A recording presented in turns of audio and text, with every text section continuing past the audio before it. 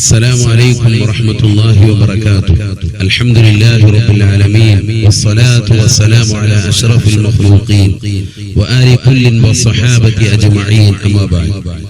പ്രിയമുള്ള സത്യവിശ്വാസികളെ മുഅ്മിനീങ്ങളെ, അല്ലാഹുവിന്റെ അതിമഹത്തായ അനുഗ്രഹത്താൽ പരിശുദ്ധമായ റമദാനിലെ 8ാമത്തെ സുദിനത്തിൽ നോമ്പുകാരായി നാം നിലകൊള്ളുകയാണ്. അല്ലാഹു സുബ്ഹാനഹു വ തആല നമ്മുടെ നോമ്പുകളെയും നമ്മുടെ സൽക്കർമ്മങ്ങളെയും സ്വീകരിക്കുമാറാവട്ടെ. വന്നുപോയ മുഴുവൻ പാപങ്ങളും അല്ലാഹു വിട്ടുപുറത്ത് മാപ്പ് ചെയ്ത് അനുഗ്രഹിക്കുമാറാവട്ടെ. നമ്മളെല്ലാവരും ഇബാദത്തെടുക്കുന്നവരാണ്, ആരാധന നിർവഹിക്കുന്നവരാണ്. ആരാധനയിൽ മിതത്വം പാലിക്കണം എന്നുള്ളതാണ് പരിശുദ്ധമായ ഇസ്ലാമിന്റെ നിയമം.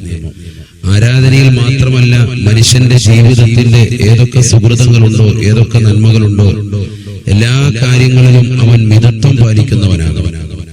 നബി സല്ലല്ലാഹു അലൈഹി വസല്ലമ തങ്ങൾ ഒരിക്കൽ ആയിഷ ബീവി റളിയല്ലാഹു അൻഹയുടെ ചാരത്തേക്ക് കടന്നു ചെല്ലുമ്പോൾ ഒരു സ്ത്രീ ആയിഷ ബീവിയുടെ ചാരത്തിരിക്കുന്നുണ്ട്. നബി സല്ലല്ലാഹു അലൈഹി വസല്ലമ തങ്ങൾ ചോദിച്ചു, മൻ ഹാദിഹി യാ ആയിഷത്തു, ആയിഷ ഇതാരാണ്?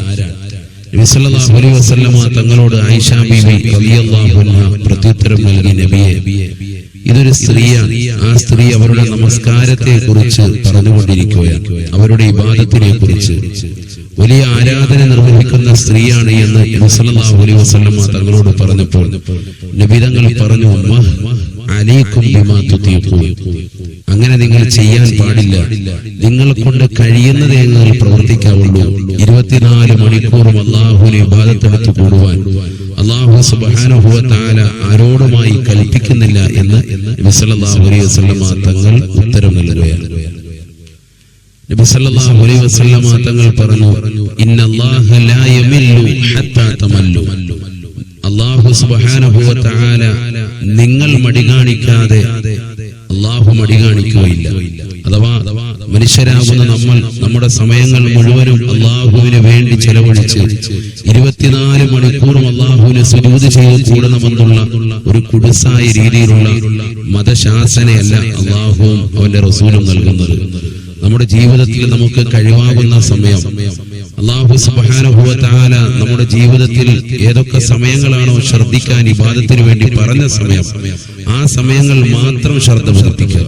അഹബ്ബുൽ അഅമാലി ഇലല്ലാഹി അദ്വമുഹാ വഇൻ ഖല്ല. നബി സല്ലല്ലാഹു അലൈഹി വസല്ലമ തങ്ങളുടെ അധ്യാപനമാണ്. അല്ലാഹുവിന് ഏറ്റവും ഇഷ്ടപ്പെട്ട അമൽ ഒരു മനുഷ്യന്റെ അമലാണ്. അവൻ എപ്പോഴും നിത്യമായി ചെയ്യുന്ന പ്രവർത്തനം അത് വളരെ കുറവാണെങ്കിലും ശരിയെന്ന് നബി സല്ലല്ലാഹു അലൈഹി വസല്ലമ തങ്ങൾ അരുൾ ചെയ്യുകയാണ്. ഒരിക്കൽ നബി സല്ലല്ലാഹു അലൈഹി വസല്ലമ തങ്ങളുടെ ഭാര്യമാരുടെ അടുക്കലേക്ക് ഒരു കൂട്ടം സ്വഹാബത്ത് ചെന്നുകൊണ്ട് അവർ രഹസ്യമായി അന്വേഷണം നടത്തി നബി തങ്ങളുടെ ആരാധനയെക്കുറിച്ച്. എല്ലാം സാഗൂതം ശ്രദ്ധ ചെലുത്തി കേട്ടതാകുന്ന സ്വഹാബത്ത് അവർ പരസ്പരം പറയുകയാണ്. നബി തങ്ങളുടെ വീടിന്റെ ഉമ്മറത്തിരുന്നുകൊണ്ട് പറഞ്ഞു, ഞങ്ങൾ ചെയ്യുന്നത് വെച്ച് നോക്കുമ്പോൾ നബി തങ്ങൾ ചെയ്യുന്ന ആരാധനകൾ വളരെ കുറവാണല്ലോ.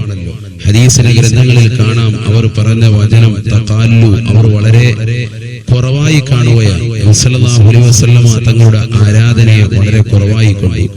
ഒരാൾ പറഞ്ഞു, ഞാൻ രാത്രിയിൽ മുഴുവനും നിന്ന് നമസ്കരിക്കുന്ന വ്യക്തിയാണ്. മറ്റൊരാൾ പറഞ്ഞു, ഞാൻ പകല് മുഴുവനും നോമ്പനുഷ്ഠിക്കുന്ന വ്യക്തിയാണ്. മൂന്നാമത്തെ വ്യക്തി പറഞ്ഞു, ഞാൻ എന്റെ ഭാര്യമാരെ വെടിഞ്ഞുകൊണ്ട് ജീവിക്കുന്ന വ്യക്തിയാണ്. അഥവാ അവരുമായിട്ടുള്ള സുഖവാസം ഞാൻ പരിപൂർണമായി ഒഴിവാക്കുന്ന വ്യക്തിയാണ്. ഇത് മൂന്നും കേട്ടുകൊണ്ട് നബി സല്ലല്ലാഹു അലൈഹി വസല്ലമ തങ്ങൾ വീടിന്റെ ഉള്ളിൽ നിന്ന് ഇറങ്ങി വരികയും നബി തങ്ങൾ അവരോടായി അരുൾ ചെയ്യുകയും ചെയ്തു, നിങ്ങളുടെ വചനങ്ങൾ മുഴുവനും ഞാൻ കേട്ടു. നിങ്ങൾ പറയുന്നത് ഞാൻ എല്ലാം വളരെ ശ്രദ്ധാപൂർവം കേട്ടു.